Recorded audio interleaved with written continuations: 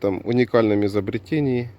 Стоит оно очень дешево, то есть баллончик стоит в районе 50 гривен, горелка стоит 100 гривен. Ты за 150 гривен получаешь универсальный разжигатель, без всякой химии, ты даже можешь без бумаги запалить костер.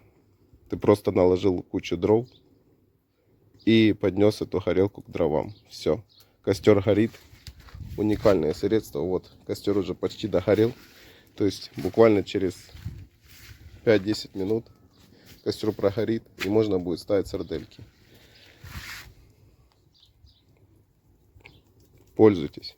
Самое главное, этого приспособления вам хватит на очень-очень-очень много костров, так как газа здесь в баллончике достаточно, 220 грамм, но он еще увесистый. Я им пользуюсь уже больше года, этим баллончиком и этой горелкой, и ничего с ними не случилось. То есть, по сути, это вот одна зажигалка стоит там 20 гривен, да, а это стоит 150.